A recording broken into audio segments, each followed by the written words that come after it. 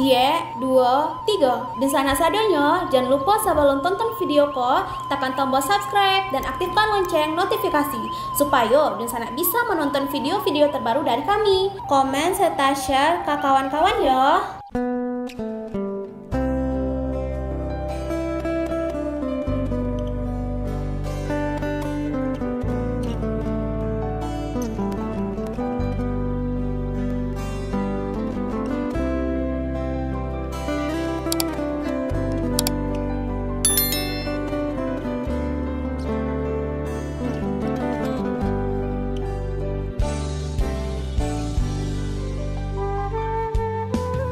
Halo Dunsana, kabar rantau. Kali ini kita akan membahas tentang perantau Minang di Singapura tahun 1890. Yuk ditonton videonya sampai selesai, dan sebelum itu jangan lupa untuk subscribe, like, komen, dan aktifkan notifikasi agar Dunsanak tidak ketinggalan dengan video-video terbaru kami.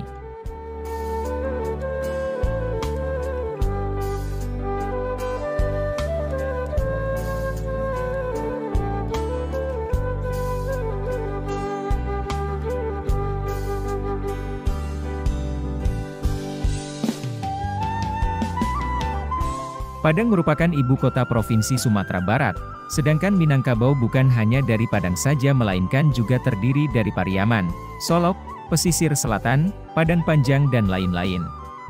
Maka dari itu orang Padang pasti otomatis merupakan orang Minang, tetapi orang Minang belum tentu dia orang Padang. Sumatera Barat memiliki ragam budaya yang khas, salah satunya yaitu tradisi merantau dari Minangkabau. Hal tersebut pasti sudah tidak kaget lagi bagi kita karena perantau dari Minang banyak ada di mana-mana.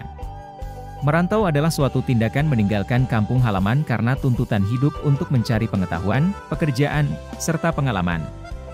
Bagi masyarakat Minang, merantau merupakan tradisi yang sudah berabad-abad dan masih dilestarikan sampai sekarang.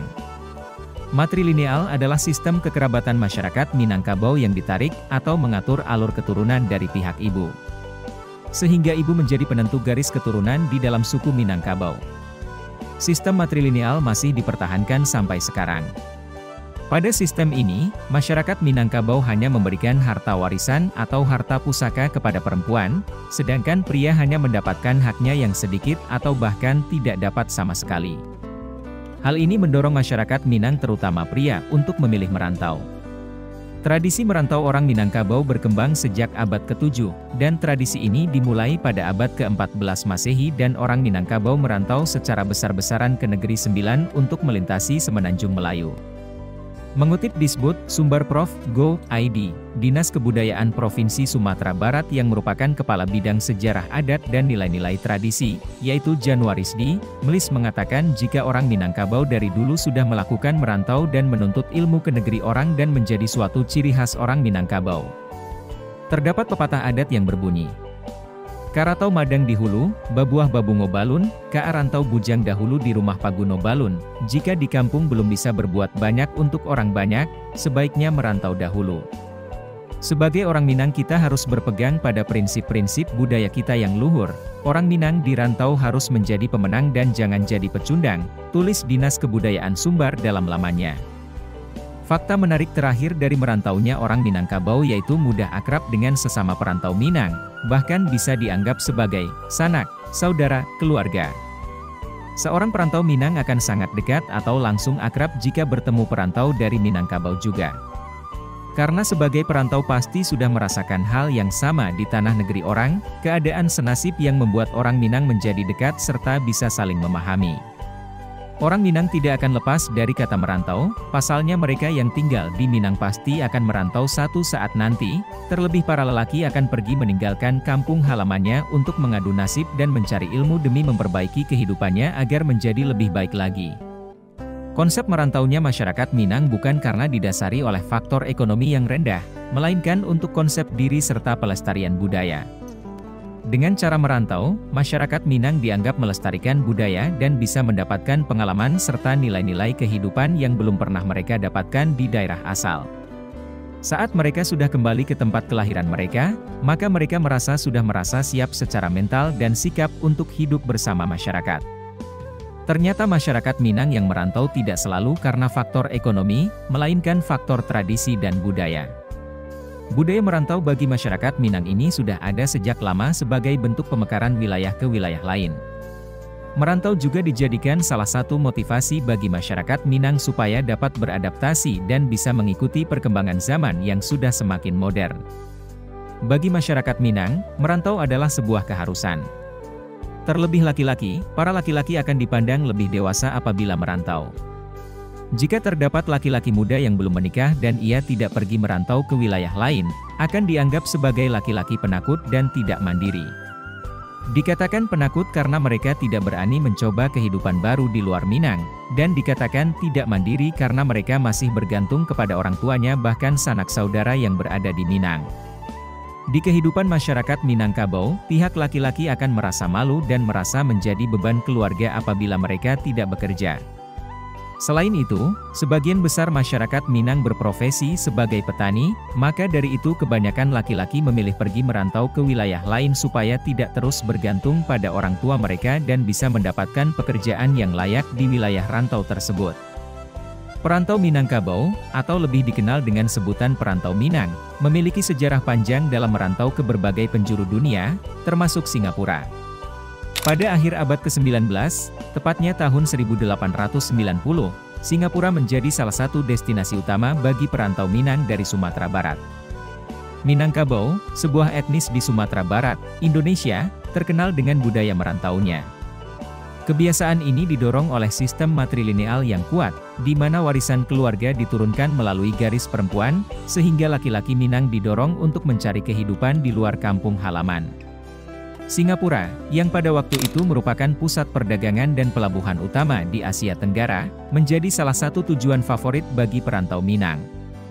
Pada tahun 1890, Singapura berada di bawah pemerintahan kolonial Inggris dan menjadi pusat perdagangan yang sangat sibuk.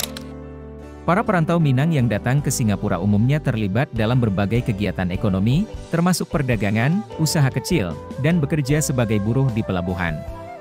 Mereka memanfaatkan jaringan komunitas Minang yang sudah ada dan seringkali berkolaborasi dengan perantau dari etnis lain, seperti Melayu, Bugis, dan Jawa. Perantau Minang di Singapura umumnya tinggal di daerah Kampung Glam, yang dikenal sebagai pusat komunitas Melayu. Di sini, mereka mendirikan warung makan, toko kelontong, dan berbagai usaha lainnya. Kehidupan sosial perantau Minang diwarnai dengan kegiatan keagamaan dan budaya yang kental. Mereka mendirikan surau dan madrasah untuk menjaga dan melestarikan tradisi Islam serta budaya Minangkabau. Perantau Minang memberikan kontribusi signifikan terhadap perkembangan ekonomi dan budaya di Singapura. Mereka memperkenalkan berbagai makanan khas Minangkabau, seperti rendang dan sate Padang, yang kini menjadi bagian tak terpisahkan dari kuliner Singapura. Selain itu, perantau Minang juga aktif dalam kegiatan sosial dan pendidikan, membantu mendirikan sekolah dan yayasan sosial untuk komunitas Melayu. Perantau Minang di Singapura pada tahun 1890 memainkan peran penting dalam perkembangan ekonomi dan budaya di kota tersebut. Dengan semangat merantau dan kemampuan adaptasi yang tinggi, mereka mampu membangun komunitas yang kuat dan berkontribusi signifikan terhadap masyarakat Singapura. Melalui berbagai usaha dan aktivitas sosial, perantau Minang tidak hanya mempertahankan identitas budaya mereka tetapi juga memperkaya warisan budaya Singapura. Merantau adalah tradisi orang meninggalkan kampung halamannya untuk tujuan lain. Tentunya ketika sampai di tempat tujuan, tetap harus mempelajari hal-hal baru yang berbeda dengan saat ketika berada di daerah asal. Dalam proses mempelajari hal-hal baru tersebut, seharusnya dapat memahami perbedaan yang menimbulkan sikap toleransi, perdamaian, dan tidak hanya berpegang teguh terhadap tempat asalnya. Pengembara yang baik adalah orang yang dapat mengambil hal-hal positif dari wilayah luar negeri dan menerapkannya ke tanah airnya, membangun kembali koneksi. Pengembara bertanggung jawab atas diri mereka sendiri dan dari mana mereka berasal, karena wajar bagi seseorang untuk pergi merantau.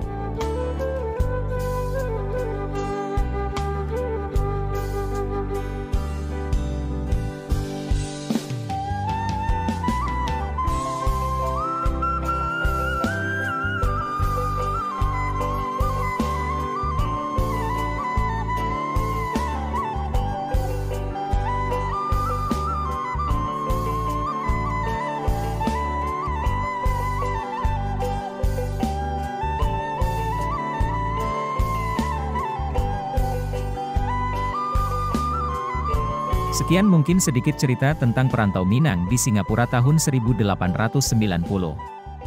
Semoga bisa menambah pengalaman dan ilmu teman-teman.